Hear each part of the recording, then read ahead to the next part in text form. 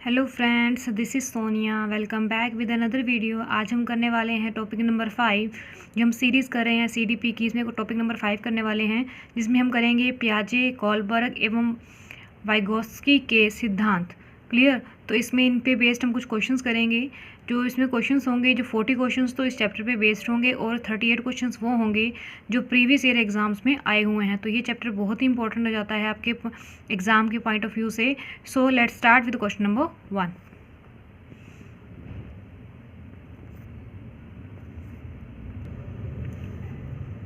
इस चैप्टर में हम जो क्वेश्चंस करेंगे एज ए वन लाइनर करेंगे, क्योंकि इसमें क्या है कि अभी टाइम बहुत कम रहेगा सीटेट के एग्जाम को। तो हम एज ए जो इसके 4 ऑप्शंस होंगे उनको रीड आउट नहीं करेंगे, डायरेक्ट जो उसका आंसर होगा उसको रीड आउट करते हुए ही हम प्रैक्टिस करेंगे। So start with question number 1। पियाजे के अनुसार विकास की पहली अवस्था जन्म से लगभग 2 वर्ष आयु के दौरान बच्चा डैश सबसे बेहतर सीखता है। तो क्या हो जाएगा? इंद्रियों के प्रयोग के द्वारा। तो छोटे बच्चे होते हैं, जो 2 वर्ष की आयु तक के बच्चों की हम बात करते हैं, तो वो सबसे ज़्यादा अपने इंद्रियों के प्रयोग के द्वारा ही सीखते हैं। Now move to question number 2। पियाजे के अनुसार संज्ञात्मक विकास के किस चरण पर बच्चा वस्तु स्थायित्व को प्रदर्शित करता है? तो पूर्व संक्रियात्मक चरण में। तो ये जो आपको 4 ऑप्शन दिखाई दे रहे होंगे ना, ये पियाजे की जो 4 अवस्थाएं हैं उनके बारे में बताया गया है। फर्स्ट है आपका मूल संक्रियात्मक चरण, सेकंड है औपचारिक संक्रियात्मक चरण, और संवेदी प्रेरक चरण, और पूर्व संक्रियात्मक चरण। तो इसका जो सही क्रम है वो ये नहीं है, आप जो डायरेक्ट लिखा हुआ है। तो पहले नंबर पे आएगा ये जो ऑप्शन नंबर 3 है, संवेदी प्रेरक, देन आ जाता है आपका ये पूर्व संक्रियात्मक, देन आता है मूर्त, एंड लास्ट में आता है औपचारिक। Clear. Now move to the question number 3। निम्न में से किसका कथन है कि ज्ञानात्मक विकास नकल पर आधारित न होकर खोज पर आधारित होता है? तो ये किसका विचार है? ये जीन पियाजे का। नेक्स्ट, पियाजे के अनुसार कोई बच्चा किस अवस्था में अपने परिवेश की वस्तुओं को पहचानने एवं उनमें भेद करने लगता है? तो पूर्व संक्रियात्मक अवस्था में। पियाजे ने किसी बच्चे के विचारों में नए विचारों के समावेश हो जाने को क्या कहा है? तो इसे कहा है सात्मीकरण। Next, question number 6। जीन पियाजे के अनुसार कितने वर्ष की आयु तक के बच्चों में संज्ञात्मक परिपक्वता का अभाव पाया जाता है? तो 6 वर्ष की आयु तक। नेक्स्ट आता है क्वेश्चन नंबर 7। बच्चों के विकास से संबंधित निर्माण एवं खोज का सिद्धांत निम्न में से किसने दिया है? तो जीन पियाजे ने दिया है। पियाजे द्वारा बताई गई बाल विकास की 4 अवस्थाओं में औपचारिक अथवा अमूर्त संक्रियात्मक अवस्था की अवधि है।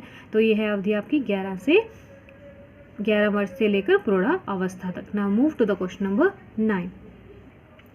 जीन पियाजे में संज्ञात्मक विकास को कितने चरणों में विभाजित किया है? तो 4 चरणों में विभाजित किया है। पियाजे के संज्ञात्मक विकास के सिद्धांत के अनुसार किस अवस्था में बालक परिकल्पनात्मक ढंग से समस्याओं पर विचार कर सकता है? तो अमूर्त संक्रियात्मक अवस्था में। Now move to the question number 11। वातावरण के अनुसार समय को ढालना कहलाता है। तो क्या कहलाता है? अनुकूलन। पियाजे के संज्ञात्मक विकास के सिद्धांत के अनुसार विकास निरंतर चलने वाली एक प्रक्रिया है। Question number 13। शिक्षकों को प्रयोगात्मक शिक्षा एवं व्यवहारिक शिक्षा पर बल देना चाहिए। प्रयोगों के माध्यम से बालकों में नवीन विचार का संचार होता है एवं उनमें मौलिकता का सृजन होता है। निम्न में से यह कथन संबंधित है पियाजे के संज्ञात्मक विकास के शैक्षिक महत्व से। निर्माण और खोज का सिद्धांत निम्नलिखित में से किसने दिया है? तो ये दिया है जीन पियाजे ने। पियाजे थे एक मनोवैज्ञानिक। इंद्रिय जनक गामक अवस्था होती है जन्म से लेकर 2 वर्ष तक। Question number 17। निम्नलिखित में से किस अवस्था में भाषा संबंधित योग्यताओं का विकास अपने चरमोत्कर्ष पर होता है? तो औपचारिक संक्रियात्मक अवस्था पर। Clear. Now move to the question number 18। बच्चों में भाषा का विकास प्रारंभ होता है पूर्व संक्रियात्मक अवस्था में। Question number 19। कोलबर्ग के द्वारा प्रस्तावित निम्नलिखित चरणों में से प्राथमिक विद्यालयों के बच्चे किन चरणों का अनुसरण करते हैं? तो इसमें आ जाएगा आपका option number B and option number A, आज्ञा पालन और दंड उन्मुखीकरण का, और व्यक्तिकता और विनिमय का। Clear. Now question number 20। Kohlberg के अनुसार सही और गलत के बारे में बच्चे डैश चिंतन करते हैं। तो इसका आंसर हो जाएगा ऑप्शन नंबर 1, अलग आयु में अलग तरीके से। निम्न में से किसने भौतिक विकास की अवस्था के सिद्धांत का प्रतिपादन किया है? तो लॉरेंस कोलबर्ग ने किया है। लॉरेंस कोलबर्ग ने नैतिक विकास की अवस्था को कितने चरणों में विभाजित किया है? तो लॉरेंस कोलबर्ग ने नैतिक विकास की अवस्था को 3 चरणों में विभाजित किया है। नंबर 23, कोलबर्ग द्वारा प्रतिपादित नैतिक विकास की अवस्था के सिद्धांत के अनुसार नैतिक या चारित्रिक विकास की चरम अवस्था है आधारयुक्त आत्म चेतना अवस्था। Now move to the question number 24। बाल विकास के संदर्भ में निम्नलिखित कथनों पर विचार कीजिए। तो बालकों में नैतिकता के विकास की कुछ निश्चित एवं सार्वभौमिक अवस्थाएं पाई जाती हैं।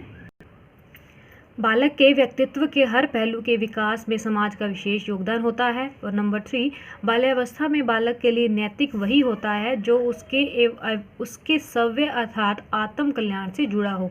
तो ये आ जाएगा ऑप्शन नंबर 4, ये सभी। Clear. Now move to the question number 25। निम्नलिखित में से किसने नैतिक विकास की अवस्था का सिद्धांत दिया है? तो ये दिया है लॉरेंस कोलबर्ग ने। कोलबर्ग के अनुसार परंपरागत नैतिक स्तर का काल होता है तो 10 से 13 वर्ष तक। निम्नलिखित में से किसका संबंध पूर्व नैतिक स्तर से है? तो आत्म केंद्रित निर्णय। क्वेश्चन नंबर 28, बच्चों में आधारहीन आत्म चेतना का संबंध उससे विकास की किस अवस्था से संबंधित है? तो किशोरा अवस्था से। क्वेश्चन नंबर 29, निम्नलिखित में से कौन एक सुमेलित नहीं है? तो जो उत्तर परंपरागत नैतिक स्तर है वो परस्पर एकजुट उन्मुखीकरण, ये आपका सुमेलित नहीं है। जो सुमेलित है वो भी हम पढ़ लेते हैं एक बार। पूर्व नैतिक स्तर है वो दंड तथा आज्ञा पालन अभिमुखता। दूसरा है जो आपका परंपरागत नैतिक स्तर, ये है अधिकार संरक्षण उन्मुखीकरण।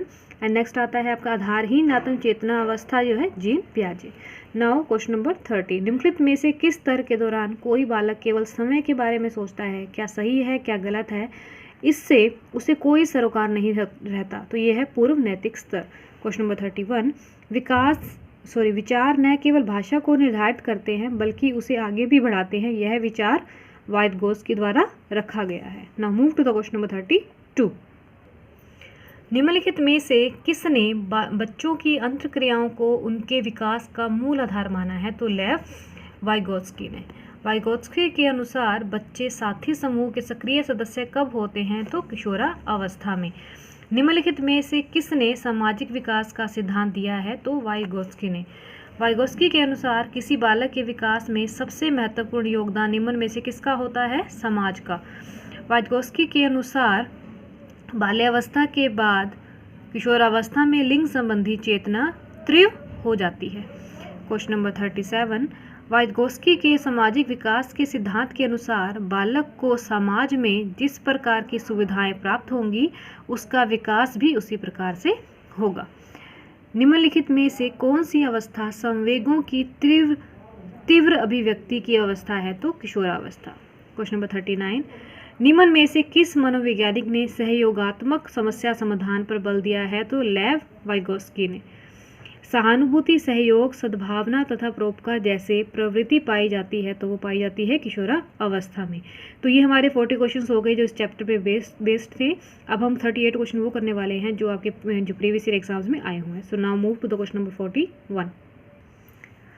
नाउ क्वेश्चन नंबर 41, पियाजे के अनुसार विकास की पहली अवस्था जन्म से लगभग 2 वर्ष आयु के दौरान बच्चा डैश सबसे बेहतर सीखता है? तो इंद्रियों के प्रयोग द्वारा। तो पियाजे के अनुसार पियाजे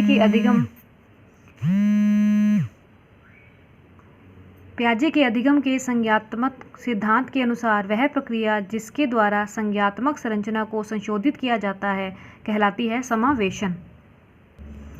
क्वेश्चन नंबर 43, कोलबर्ग के अनुसार सही और गलत के प्रश्न के बारे में निर्णय लेने में शामिल चिंतन प्रक्रिया को कहा जाता है? तो कहा जाता है उसे नैतिककरण।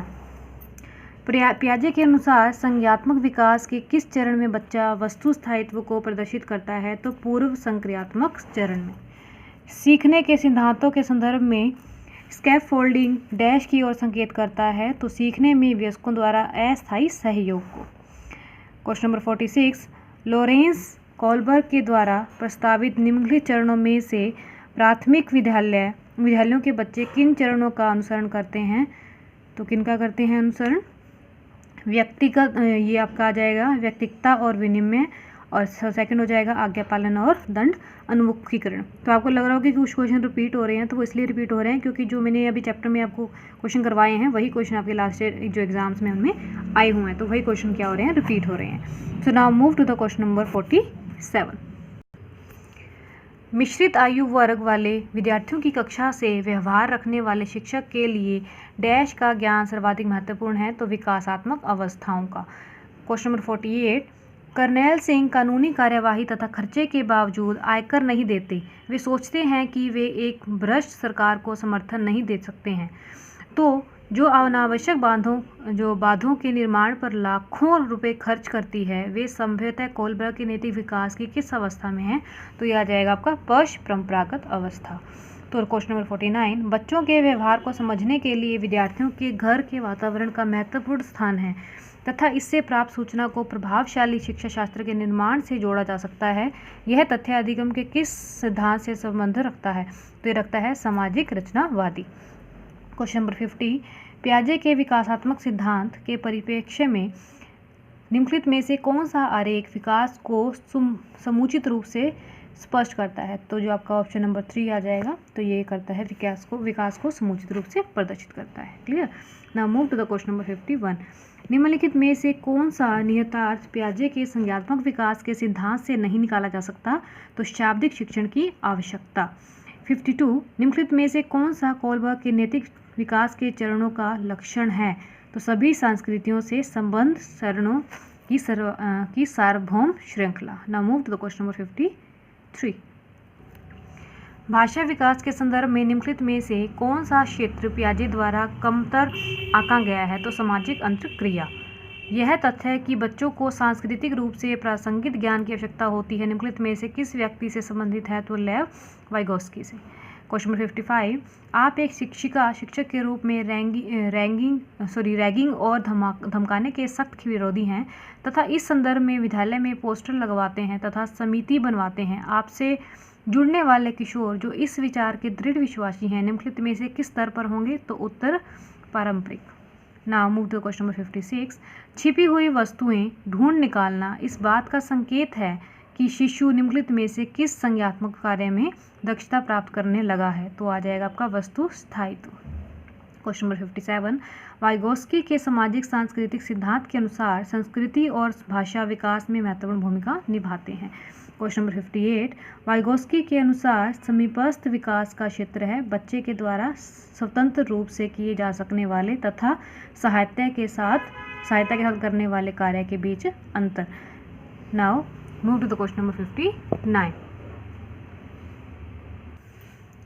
पियाजे के सिद्धांत के अनुसार बच्चे निम्न में से किसके द्वारा सीखते हैं, तो अनुकूलन की प्रक्रिया।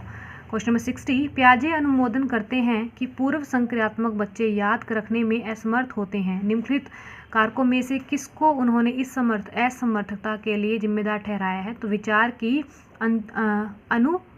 अनुत्क्रमणीयता यानी पलट न सकने वाली। कोलबर्ग के सिद्धांत की एक प्रमुख आलोचना क्या है, कोलबर्ग ने पुरुषों एवं महिलाओं की नैतिक तार्किकता में सांस्कृतिक विभिन्नताओं को महत्व नहीं दिया है।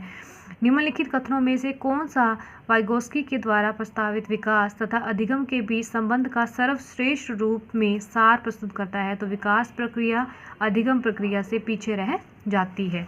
वाइगोस्की तथा पियाजे के परिप्रेक्ष्य में एक प्रमुख विभिन्नता है भाषा एवं चिंतन के बारे में उनके दृष्टिकोण।